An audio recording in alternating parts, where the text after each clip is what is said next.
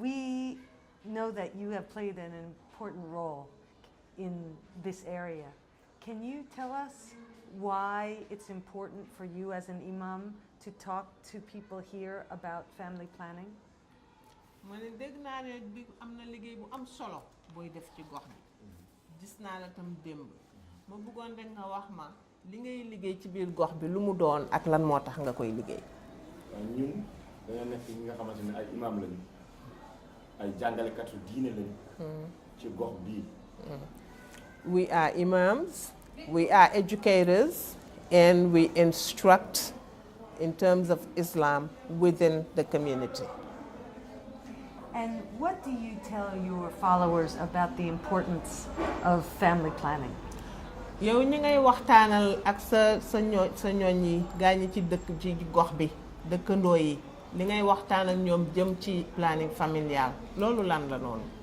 waaw ñun bu ñu nekkee fii dañu nekk ci li nga xamante ni dañoo war a waxtaan ak képp ki nga xamante ni mooy planification familiale mooy ak affaire sorente ak njur lu ñu war la dañuy waxtaan ci affaire ci dispensaire yi di waxtaan ci bajjanu gox yi di def ay causerie di waxtaan ak ñëpp li nga xamante ni loolu la planification familiale loolu noonu lañ ko gisee loolu daf ñoo war te loolu la ñuy def ni ngeen ko gisee en tant que imam en tant que imam en tant que diine naka la nan la ko gisee ñun ci débat yi la ñuy toog di waxtaan ak ñoom.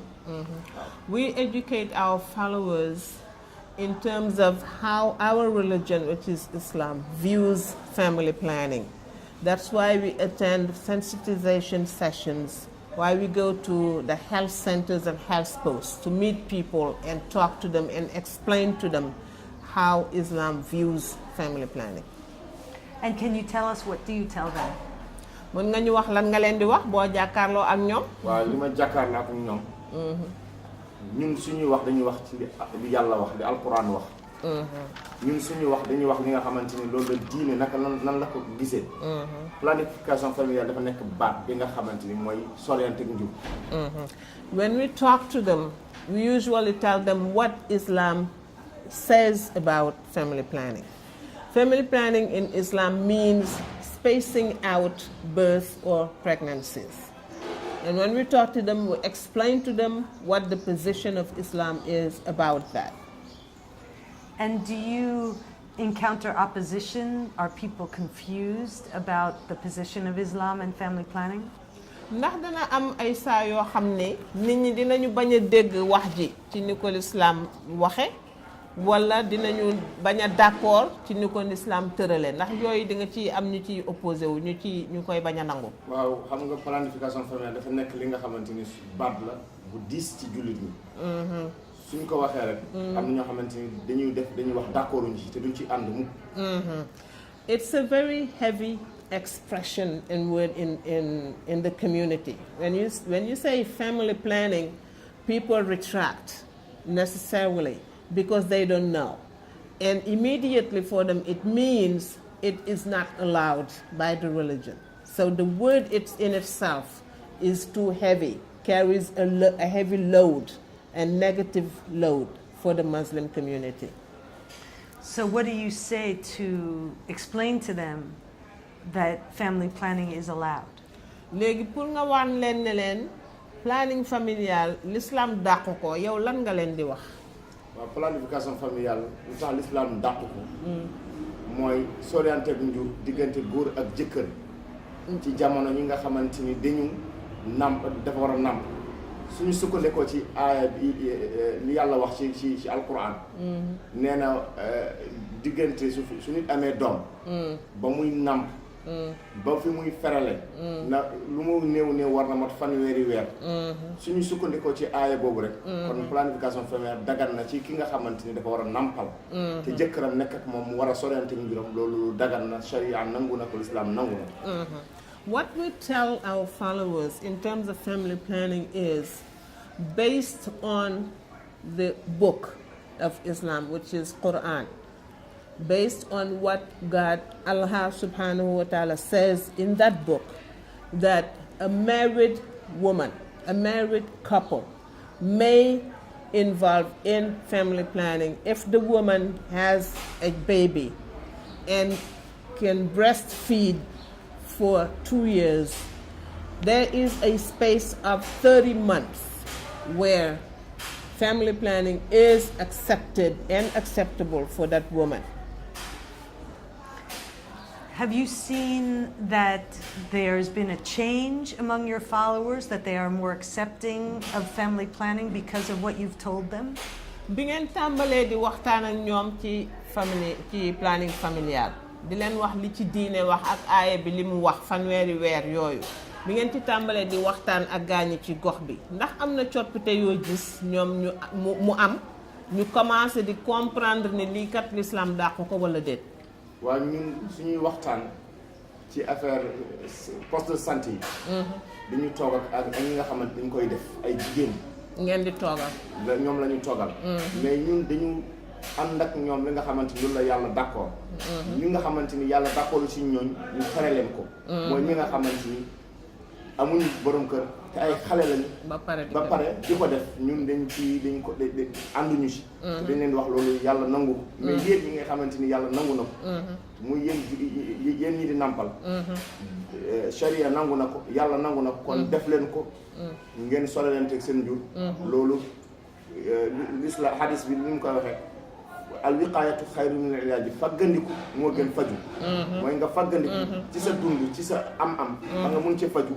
loolu la yàlla digle te loolu la yeneen tamit digle su fekkee ci jamono ji ñu nampal rek loolu lu sharia nangu la. When we talk with our followers, it's generally in the health centers and health posts, and they're mostly women. And when we talk to them, we talk to married women.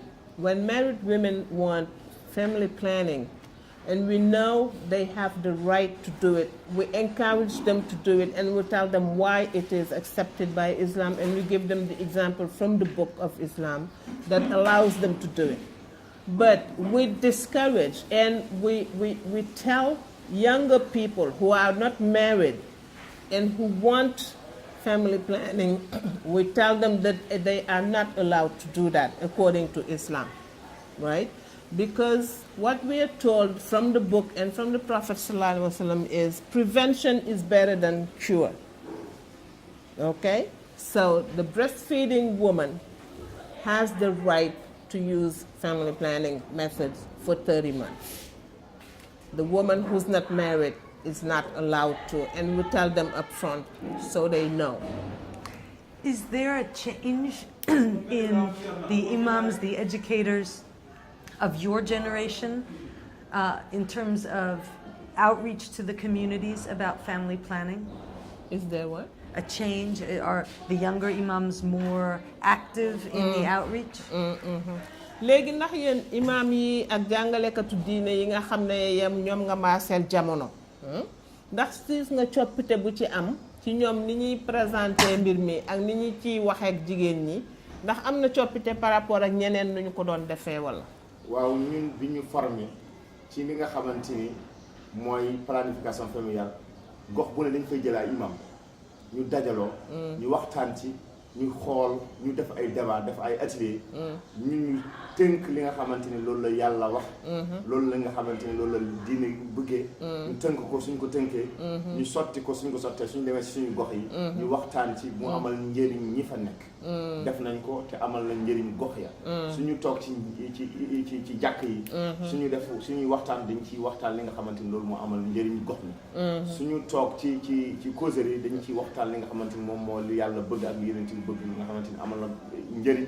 te gis nañ ci coppatiku ak gis nañ ci njëriñ bu rëy boo xamante ni jigéen ñi ñoom ñoo ngi koy def te loolu amal na leen njëriñ te loolu ñun tamit yëg nañu loolu amal na leen njëriñ te ñun diine dafa war ki nga xamante ni li yàlla wax man raa minkum munkaran falyughayyirhu bi yadihi wa man lam yastati' fa bi lisaanihi nee na soo gisee ñaawteef na nga ko soppi ak sa loxo soo ko mënul nga soppi ko sa jëf soo ko mënul nga téye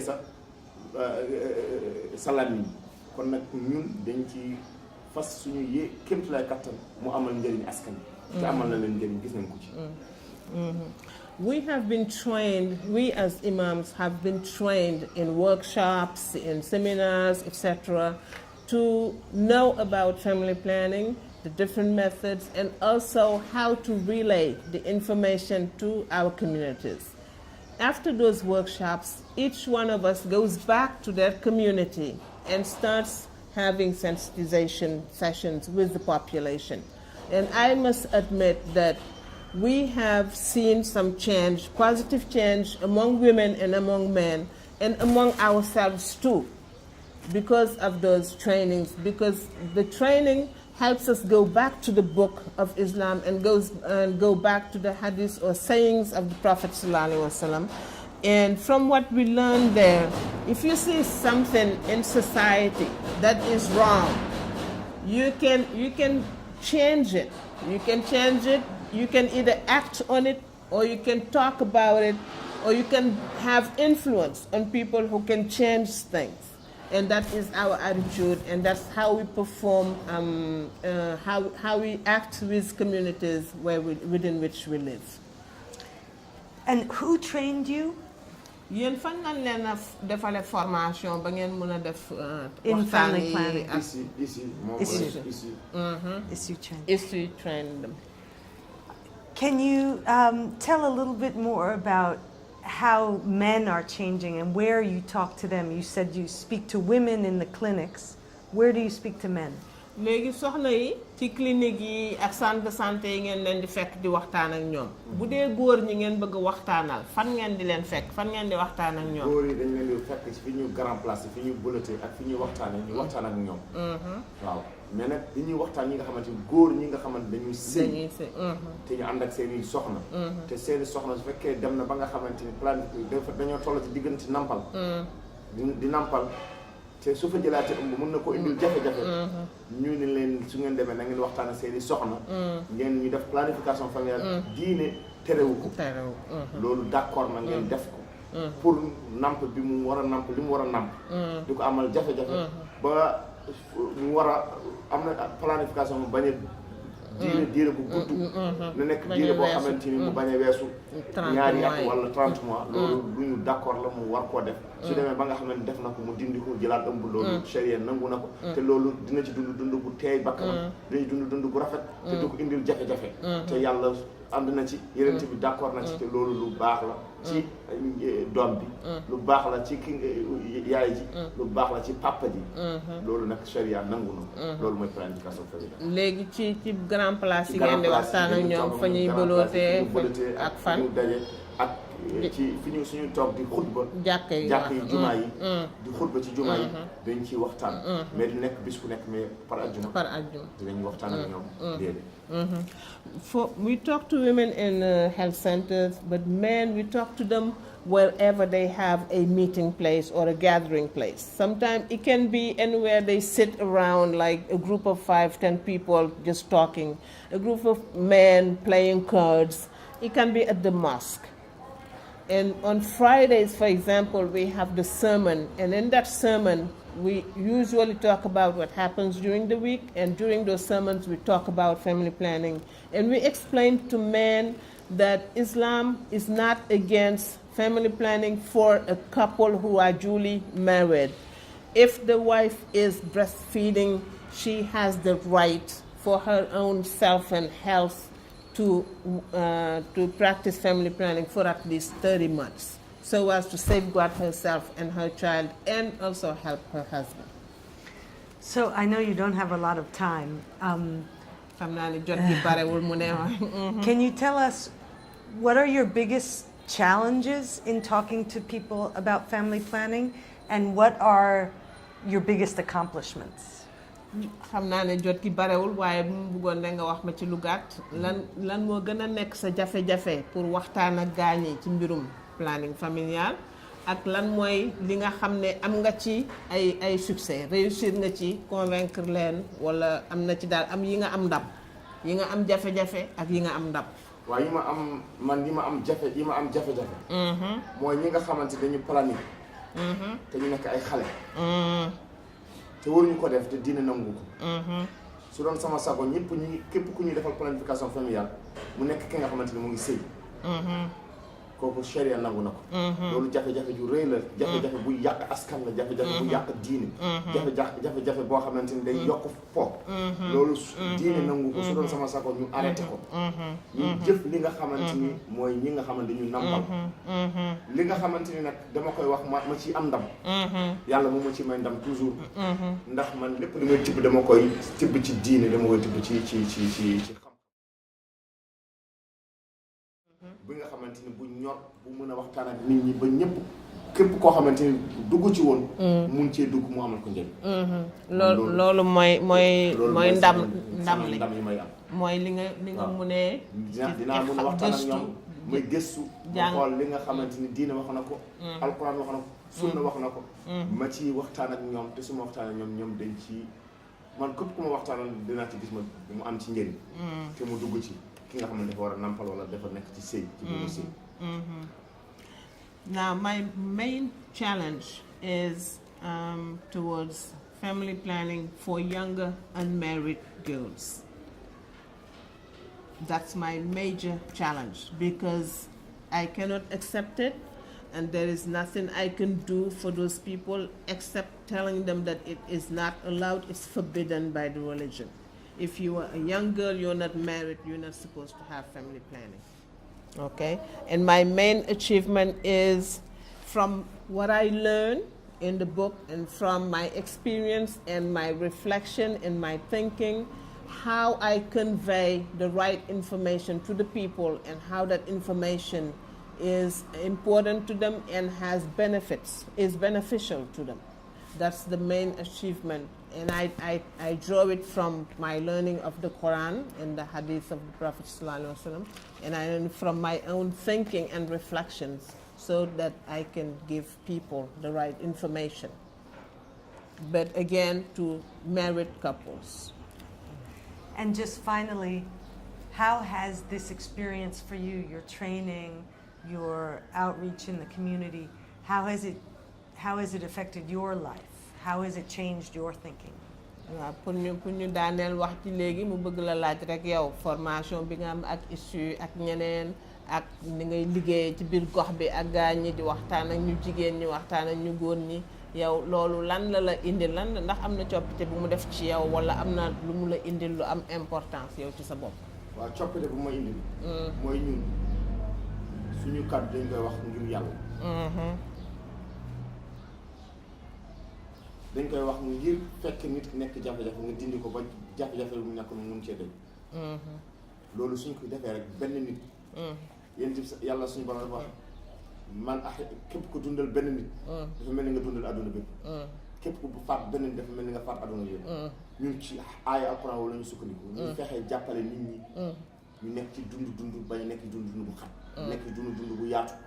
nekk ci dund bu te bëgg ci benn dund bu naat. ñun dinañ ci am dinañ gis suñu kontaan te dinañ ci gis suñu am-am.